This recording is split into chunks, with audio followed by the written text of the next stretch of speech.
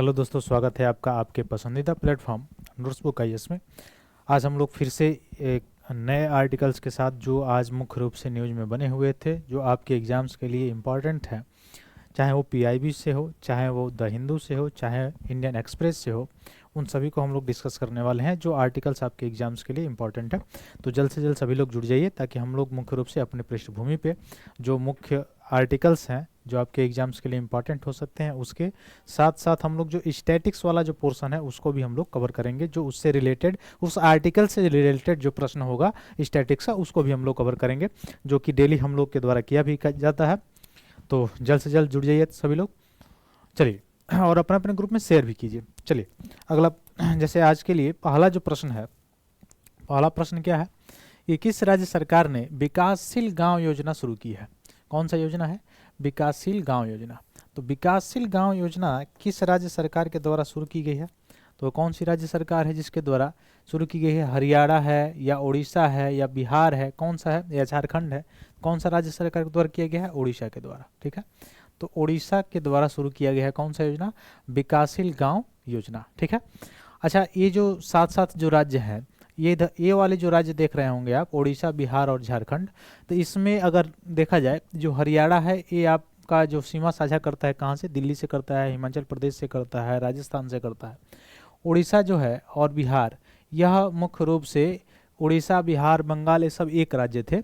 1912 में क्या होता है, 1912 में यह बंगाल का विभाजन करते हैं, हालांकि उससे पहले भी करते हैं। 1905 में बंगाल को दो भागों में बांटते हैं, तो ये पूरा बंगाल था।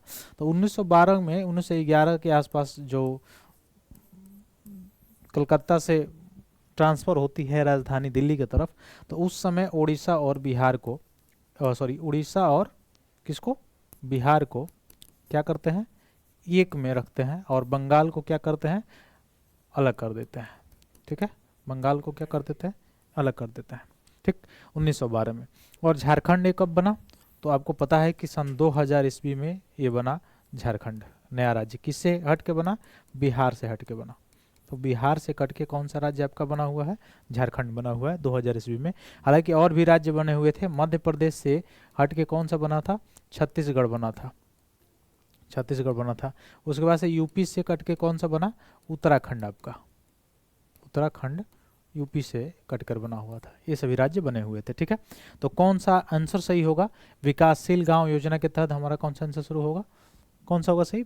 उड़ीसा सही होगा। ठीक है, तो अगले प्रश्न की तरफ अगर हम चलें, अगला प्रश्न है हमारा, मुख्य रूप से अगर हम देखेंगे अगले प्रश्न की तरफ, तो अगला प्रश्न कह रहा है कि भीमगढ़ वन्यजीव अभ्यारण्य, भीमगढ़ वन्यजीव अभ्यारण्य जो है यह किस राज्य में स्थित है, यह पूछ रहा है। तो भीमगढ़ वन्यजीव अभ्यारण्य जो है किस राज्य में स्थित है? महाराष्ट्र, मध्य प्रदेश, कर्नाटक, केरल, किस में है? तो कर्नाटक में है। तो कर्नाटक राज्य में है कौन सा? भीमगढ़ वन्यजीव वाइल्ड लाइफ सेंचुरी जो है।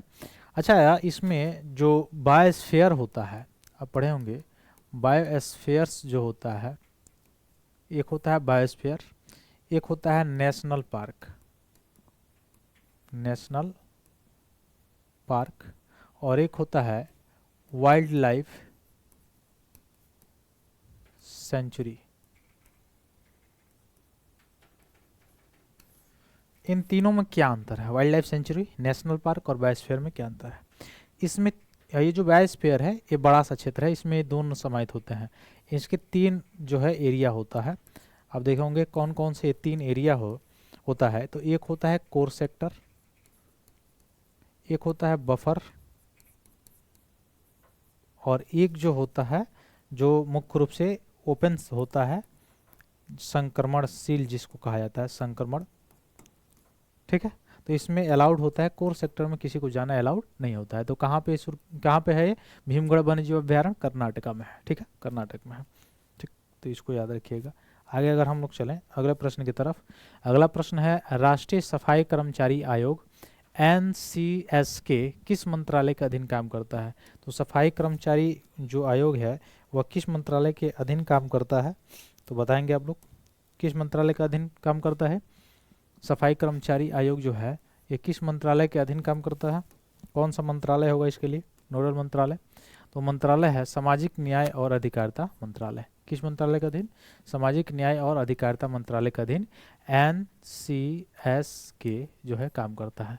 तो राष्ट्रीय सफाई कर्मचारी जो आयोग है, यह कैसा आयोग है? अगर पूछा जाए आपसे कि राष्ट्रीय सफाई कर्मचारी आयोग जो है NCSK जो है वह कैसा है, यह जो कमीशन है वह कैसी बॉडी है? अगर पूछा जाए आपसे कि यह कैसी है, स्टेटूटरी है या कॉन्स्टिट्यूशनल बॉडी है, कैसा बॉडी है? तो ये ना ही स्टेटूटरी बॉडी है और ना ही कॉन्स्टिट्यूशनल बॉडी है। पहले ये कॉन्स्टिट्यूशनल बॉडी थी, स्टेटूटरी बॉडी थी, ठीक है, लेकिन अब ये ना ही कॉन्स्टिट्यूशनल बॉडी है और ना ही स्टेटूटरी बॉडी है। तो कौन सा ऑप्शन सही होगा? ऑप्शन ए सही हो जाएगा, सामाजिक न्याय और अधिकारिता मंत्रालय इसके अधीन आता है। अगला प्रश्न क्या है? दया नदी जो खबरों में हाल ही में बनी हुई थी, ये दया नदी कहाँ पे है? तो ये जो दया नदी जो खबरों में हाल ही में बनी हुई थी, ये आप बताएंगे कहाँ पे है? दया नदी का बहाव क्षेत्र कहाँ है? दया नदी कहाँ पे है? बिहार, उत्तर प्रदेश, पंजाब, उड़ीसा, कहाँ पे है? तो ये उड़ीसा में है। और आप देखे होंगे एक लेक है उड़ीसा में, चिल्का लेक, चिल्का झील। यह चिल्का झील में जाके क्या हो जाती है? गिरती है, ठीक है। तो ये उड़ीसा में है। कौन सी नदी? दया नदी, जो कह रहा है किस राज्य से होकर बहती है, तो उड़ीसा राज्य में, ठीक है। और मुख्य रूप से यह देखेंगे तो चिल्का झील में चली जाती है। तो कौन सा ऑप्शन सही होगा आपका? डी ऑप्शन सही होगा, ठीक है। और यह उड़ीसा का पुराना नाम क्या है? तो आप देखे होंगे कलिंग, जो अशोका जो है विजय भी करता है इस पर, ठीक है, ये कलिंग है। इसमें से और भी कौन सी नदी होके जाती है? महानदी का आप नाम सुने होंगे। फिर यहाँ पे आर्किटेक्चर में अगर देखेंगे तो जगन्नाथ जो टेम्पल है, मंदिर है, वह है। फिर कोणार्क का जो सूर्य मंदिर है वो भी आप देखेंगे कि कोणार्क का सूर्य मंदिर भी कहाँ पे है? यहीं पे है, उड़ीसा में है। फिर भीतरकनिका राष्ट्रीय उद्यान अगर आप देखेंगे, भीतरकनिका राष्ट्रीय उद्यान, तो ये भी कहाँ पर आपको देखने को मिलेगा? उड़ीसा में, ठीक है। फिर गहीर माथा अगर आप देखने को जाएंगे, गहीर माथा, तो ये भी आपको कहाँ देखने को मिलेगा? उड़ीसा में देखने को मिलेगा, ठीक है। फिर चिल्का झील अगर आप देखेंगे तो उड़ीसा में ही संदर्भित है, ठीक है। फिर ऐसे ही जो ओड़िबे रिडले जो टर्टल होता है वो आपको कहाँ को देखने को मिलेगा? उड़ीसा में देखने को मिलेगा, जो मुख्य रूप से क्या करते हैं? अंडा जो देते हैं, ठीक है, वहाँ पे। तो ये ऑप्शन सही हो गया। यानी अगला प्रश्न क्या है? दशावतार किस भारतीय राज्य का पारंपरिक लोक मंच है? एक दशावतार मंदिर भी है, तो ये मंदिर से रिलेटेड नहीं पूछ रहा है, ये लोक नृत्य से संबंधित आपसे प्रश्न पूछा हुआ है। तो यह किस मुख्य रूप से देखा जाए तो किस राज्य का है? किस राज्य में यह पूछ रहा है कि पारंपरिक लोक रंगमंच है दशावतार? तो किस राज्य में है? महाराष्ट्र और गोवा। तो महाराष्ट्र और गोवा राज्य का पारंपरिक लोक रंगमंच है कौन? दशावतार। और आप लोग बताएंगे कमेंट बॉक्स में कि जो दशावतार मंदिर है, दशावतार मंदिर, यह किन शासकों के द्वारा बनाया गया था और कहाँ पे बनाया गया था? कहाँ पे बनाया गया था और किन शासकों के द्वारा बनाया गया था दशावतार मंदिर, ठीक है।